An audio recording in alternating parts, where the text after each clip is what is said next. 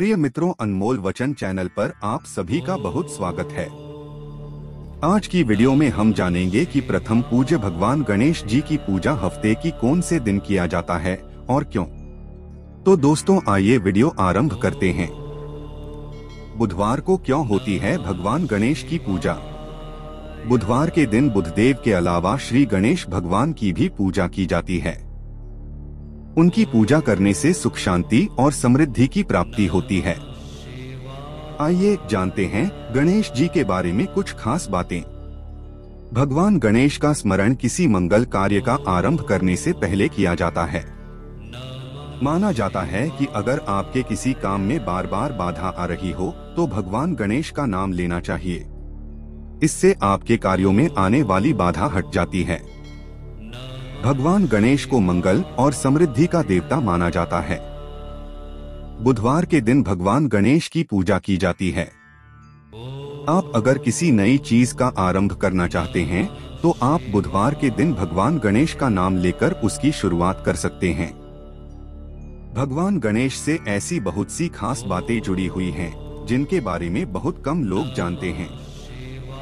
आइए जानते हैं कौन सी हैं वे बातें। भगवान गणेश की पूजा बुधवार के दिन करने से एक कहानी जुड़ी हुई है। माना जाता है कि माता पार्वती ने जिस दिन भगवान गणेश को निर्मित किया था, उस दिन कैलाश पर बुधदेव भी उपस्थित थे। बुधदेव ने जब विनायक के दर्शन किए तो उन्होंने प्रसन्नता पूर्वक अपना दिन यानी बुधवार को भगवान गणेश को समर्पित कर दिया। इस कारण बुध ग्रह के प्रतिनिधि दिन बुधवार के दिन श्री गणेश की पूजा की जाती है। माना जाता है कि गणेश जी केवल बुद्धि और मंगल कार्यों के ही देवता नहीं है, बल्कि भगवान गणेश की लेखन गति भी बहुत तेज थी। यही कारण था कि वेदव्यास ने महाभारत को लिखने के लिए गणेश जी को चुना था। जिस महाभारत को लिखने में कोई और देवता सदियां लगा देता, उस महाभारत को वेदव्यास के कहने पर गणेश जी ने लिखा था। भगवान गणेश को पूरी महाभारत लिखने में 3 साल का समय लग गया था। मान्यता है कि गणेश जी के पीछे पीठ की तरफ दरिद्रता का वास होता है, इसलिए हमेशा सामने से ही गणेश जी के दर्शन करने चाहिए। आप मंदिर से बाहर निकल रहे हैं तो हाथ जोड़कर पीछे कदम हटाते हुए सामने हाथ जोड़कर बाहर निकलें। किसी भी मंगल और धार्मिक कार्य का आरंभ भगवान गणेश की पूजा से होता है।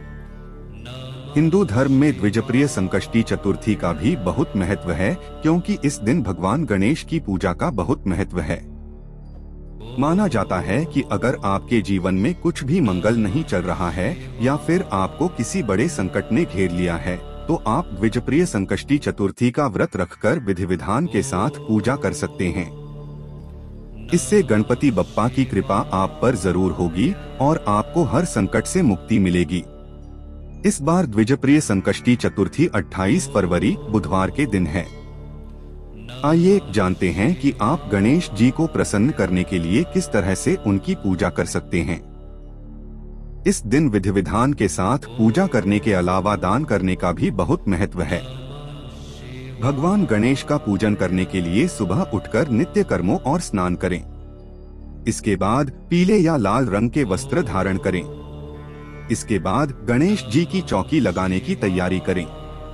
मंदिर में पीले या लाल रंग का कपड़ा बिछाएं। इस पर गणेश जी की प्रतिमा रखें। इसके बाद गणेश जी को गंगा स्नान कराने के लिए 1 चम्मच में गंगाजल लेकर गणेश जी की प्रतिमा के ऊपर डालें और फिर एक कपड़े से इसे साफ करें। अब गणेश जी को तिलक लगाएं और फूलों की माला अर्पित करें।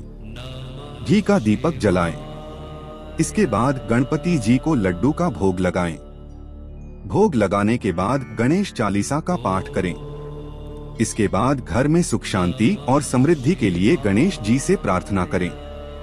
गणेश जी की आरती से पूजा का समापन करते हुए सभी में प्रसाद वितरित कर दें। दान का अर्थ यह नहीं है कि आप केवल इंसानों को ही दान दें, बल्कि द्विजप्रिय संकष्टी चतुर्थी के दिन पशु पक्षियों को भी दान करने का बहुत महत्व है। आप किसी गरीब या जरूरतमंद को अनाज, फल, कपड़े, पीतल या स्टील के बर्तन भी दान कर सकते हैं। वहीं जानवरों जैसे कुत्ता, गाय, बकरी आदि को घी या गुड़ के साथ रोटी, चारा, घास, दूध जैसी चीजें दे सकते हैं। वहीं पक्षियों के लिए बाजरा, चावल जैसे अनाज भी छत पर रख सकते हैं। हिंदू धर्म की मान्यता है कि भगवान विष्णु, श्री राम, श्री कृष्ण और हनुमान जी के भोग में तुलसी पत्र डालने से भगवान प्रसन्न होते हैं और प्रसाद को ग्रहण करते हैं। परंतु गणेश जी के भोग में तुलसी का प्रयोग वर्जित बताया गया है। पौराणिक कथा के अनुसार एक बार गणेश जी गंगा नदी के किनारे तपस्या कर रहे थे। इसी कालावधि में धर्मात्मज की कन्या तुलसी विवाह की इच्छा लेकर तीर्थ यात्रा पर निकली।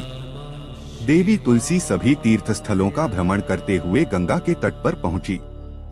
गंगा तट पर देवी तुलसी ने देखा कि युवा गणेश जी तपस्या में लीन थे। शास्त्रों के अनुसार तपस्या में लीन गणेश जी रत्न जटित सिंहासन पर विराजमान थे। उनके समस्त अंगों पर चंदन लगा हुआ था।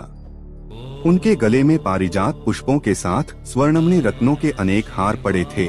सुगंधित चंदन की माला धारण कर रखी थी। उनकी कमर में अत्यंत कोमल रेशम का पीतांबर लिपटा हुआ था और उनकी छवि बड़ी मनमोहक लग रही थी। देवी तुलसी श्री गणेश के इस सुंदर स्वरूप पर मोहित हो गई। उनके मन में गणेश से विवाह करने की इच्छा जागृत हुई। तुलसी ने विवाह की इच्छा से उनका ध्यान भंग किया। तब भगवान श्री गणेश ने तुलसी द्वारा तप भंग करने को अशुभ बताया और तुलसी की मंशा जानकर स्वयं को ब्रह्मचारी बताकर उसके विवाह प्रस्ताव को अस्वीकार कर दिया। विवाह प्रस्ताव ठुकराने पर तुलसी ने रुष्ट होकर गणेश जी को शाप दिया कि उनके एक नहीं बल्कि दो विवाह होंगे। इस पर श्री गणेश ने भी तुलसी को शाप दे दिया कि तुम्हारा विवाह एक असुर से होगा। एक राक्षस की पत्नी होने का शाप सुनकर तुलसी ने गणेश जी से माफी मांगी। तब गणेश जी ने तुलसी से कहा कि तुम्हारा विवाह शंखचूर्ण राक्षस से होगा, किंतु फिर तुम भगवान विष्णु और श्री कृष्ण को प्रिय होने के साथ ही कलयुग में जगत के लिए जीवन और मोक्ष देने वाली होगी। पर मेरी पूजा में तुलसी चढ़ाना शुभ नहीं माना जाएगा। तब से ही भगवान श्री गणेश जी की पूजा में तुलसी चढ़ाना वर्जित माना गया है।